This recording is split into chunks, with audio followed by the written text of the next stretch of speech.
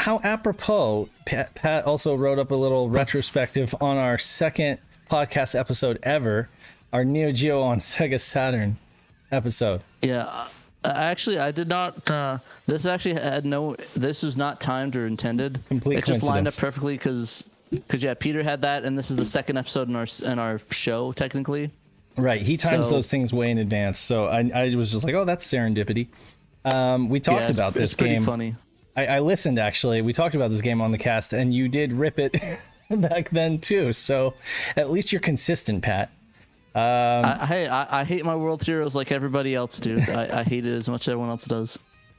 Yeah. But yeah, So talk about this podcast. So our second ever podcast, and Pat was like really keen to do Neo Geo on the Saturn. And it was an easy one to do because there are a lot of Neo Geo ports on the Saturn. Saturn got a lot of Neo Geo love, mostly the fighters, exactly. but it got some Metal Slug. And Twinkle Star Sprites, of course. Can't forget that one. I always kind of in my mind consider In the Hunt to be kind of like a Neo. I mean, it feels like a Neo Geo game. It's by IREM, and it's by the same guys that would go on to be Nazca. So it feels a lot like Metal Slug, and we did get it on the Saturn, but technically it's not a Neo Geo game. But anyway, I don't know. What else do you want to say about this? It just makes me feel old that we're talking about this. Well, when we first started the cast, it was kind of funny because I was listening back to the updates, and I was going to my final semester of college at the time, and I was incredibly busy, just sort of focusing on on passing my classes and leading other people in my capstone project. Mm-hmm. And I remember I was shocked of how much stuff you did in like a day or two, where it's like, oh yeah, we got iTunes, oh yeah, we got a Facebook, oh we got YouTube, oh we got Twitter. I like waking up, it's like, wait, what? Like, what's going on? Yeah, my day job actually took my day job. I sacrificed my day job a little bit that that like weekend or whatever to get all that done, you know.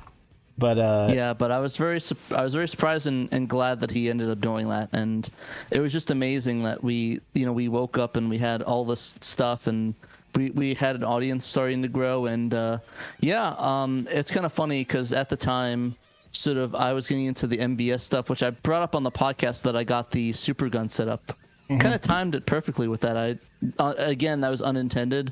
I just wanted to get into Neo Geo stuff because I was a big fan of it, and I always wanted to figure out a way to get into the good stuff. Mm-hmm. And at the time, I had one game, which was King of Fighters 98. I still have it on the shelf over there, but I'm not going to go pick it up. Just to pretend I have the cartridge in my hand and just use your imagination on that. It's really World Heroes perfect. I will literally just chuck that right against the wall if that was the case. Yeah. I will not pollute my collection with World Heroes. Was that when you were picking up the Vulix? The arcade Vulix stick? I think that was in December of that year. Oh, okay, all right. December of that year, it was a little bit afterwards, which I get an adapter for. It's not the best to put on your lap though, so it was kind of awkward because I had the CRT like in front of my bed when I lived with my parents, and I would just play it in front of the TV. It was nice and it was kind of nostalgic, but it was very uncomfortable, especially for light gun games. But it was a lot of fun. I think I watched the Sega Lord X's video Neo Geo at the time, which I think technically doesn't exist anymore because it was when he deleted his channel and remade it. So it's technically not the same video that I mentioned watching in that podcast, sadly. Right. Yeah, but if folks, if you haven't listened to this, or if you've only been listening to like the recent SHIRO stuff, go ahead and check it out. We still stand by a lot of our views that we expressed on this episode. I guess the only thing that you'd have to bear in mind is that anytime we mention price, you can pretty much throw that out the window just to add a couple $100 because in the last 3 years things have kind of gotten out of hand.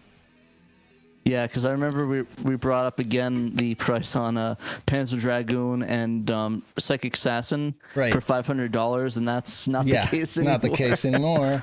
Add about 1,000 of that, and you're pretty close. These a-holes came along and started a Saturn podcast. Raise the prices on everything. Encourage people to buy Saturn games. So anyway, yeah. Sorry, what were you saying?